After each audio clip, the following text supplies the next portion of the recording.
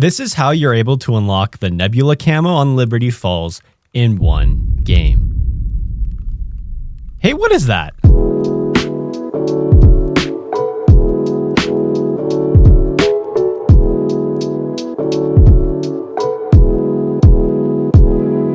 While playing in the directed mode, you're able to get the Nebula Camo unlocked in a single game. With the new DLC weapons that came out with Season 1, I thought with the SOG, you know what, let's get it Nebula in an entire game. Just start to finish, however long it takes, and this is exactly what you should be doing to unlock camos as fast as possible as well. First things first, we have to get 2,000 headshots.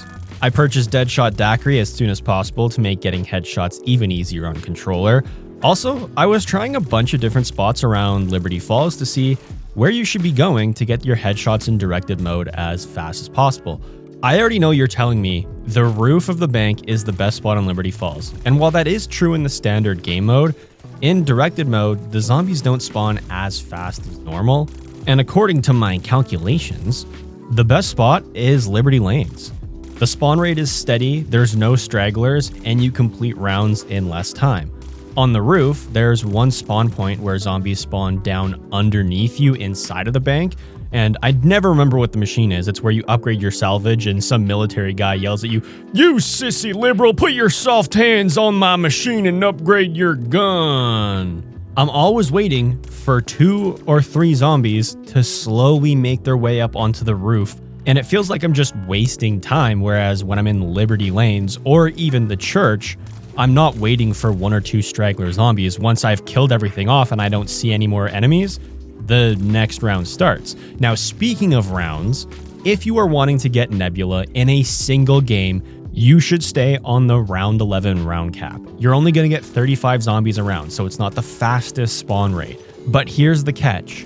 Every round guaranteed, one mangler is going to spawn. That's going to be progression towards your special camo challenges, as well as your Opal camo, where you're required to kill 30 special zombies.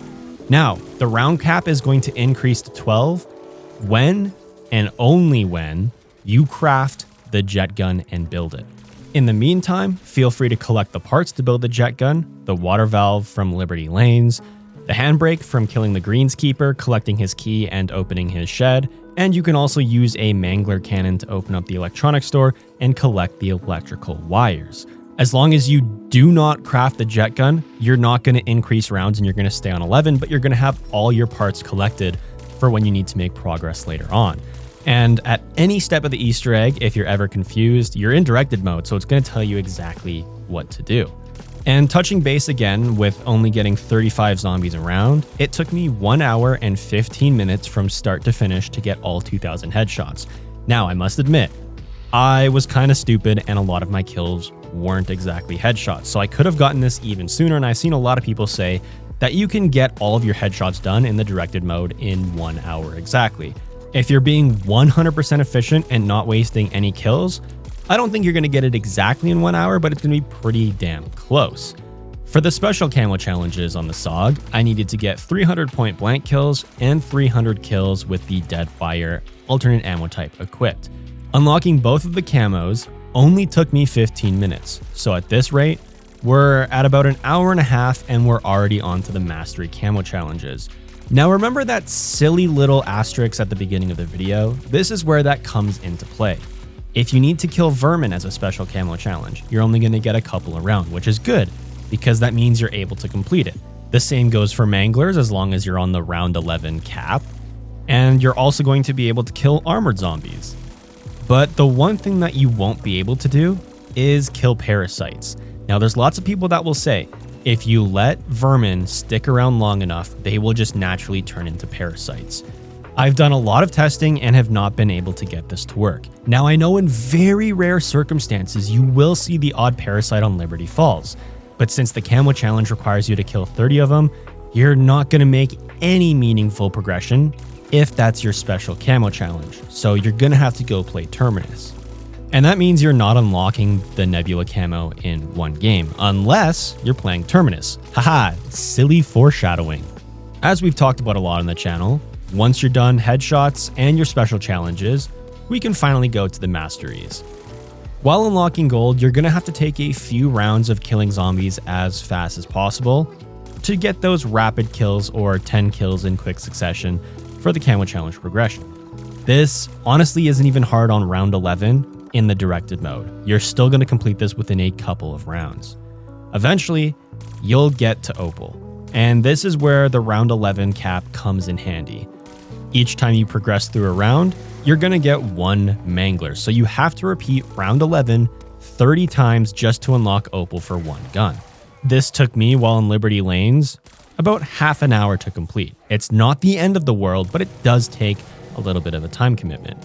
Finally, we're on the second last mastery camo, Afterlife, and you have to get 20 kills without taking damage, which is extremely easy in directed mode because the zombies are slower, there's less of them, which makes it easier to kill as many as possible without getting hit. And this camo challenge does stack, so if you're getting 40, 60, 80, any amount of kills in multiples of 20 without taking any damage, you're making camo progression. Now, in the meantime, while working on your 20 kills without taking damage, this is where you're finally going to make progression on your round cap, build the jet gun, and complete the Easter egg steps by crafting the LTG by using the jet gun to obtain its parts.